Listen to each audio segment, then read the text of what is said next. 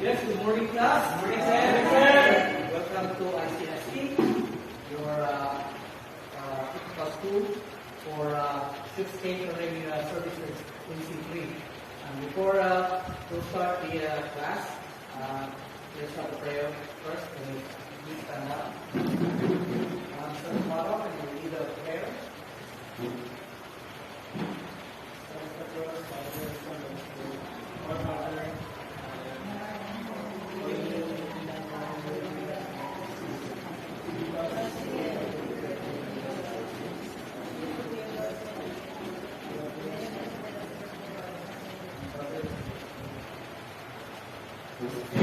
Thank you very much. You can sit down.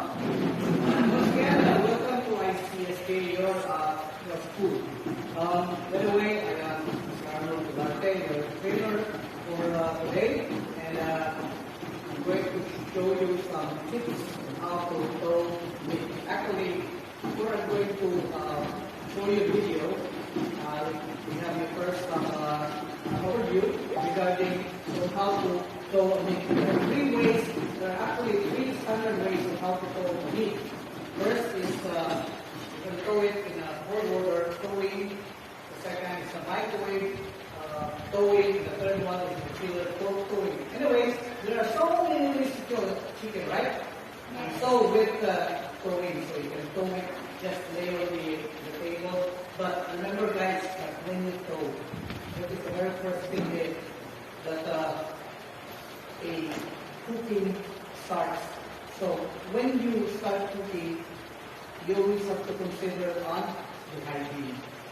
And remember that anything can happen if you are not going to throw it in a proper way. So now, let me show you some tips on the video on how to throw it. Show you my experiment that cemented that conclusion in my mind, and we're going to learn about the physics of why this method works so well. I'm also going to show you some other options, but first let's talk about why you'd want to deal with frozen meat in the kitchen. Maybe you just got a good deal on some steaks, so you bought some extra to freeze at home. But the main reason that I buy frozen meat is because it's really the only way for me to get really good meat, like prime or grass-fed beef. Check out these beautiful grass-fed ribeyes I got from students at Berry College up in North Georgia.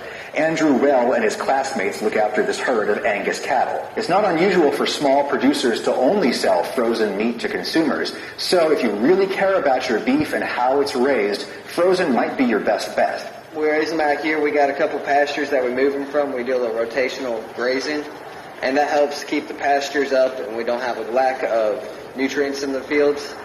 And we let them graze freely. They're not confined or anything. In contrast, most cows that you'd see in the meat aisle lived much of their lives in feedlots. The grass feeding is healthier for you, the cow, and arguably the environment. A lot of people think the grass feeding also makes the beef taste better, but if you want some really serious fat, you gotta mix some grain into their diet too. We go with the grass-fed grain finish so we get that nice marbling in there. Yeah, you do. Look at that. I'm going to get back to you boys later. But first, an experiment. Here's these 4 cheaper steaks I got from the grocery store and froze. We'll thaw one by just moving it to the fridge. That's easy, it's safe, but holy crap, it took 13 hours to thaw. And that's a relatively small piece of meat. Bigger things are going to take days and days in there. It's a great method if you've got the time, but let's just say you don't. Another one will thaw in the microwave. I'll just turn the power way down. That should be safe. And 5 minutes later, that doesn't seem to be doing very much. Well, let's just turn it up a little bit higher and then off. I cooked.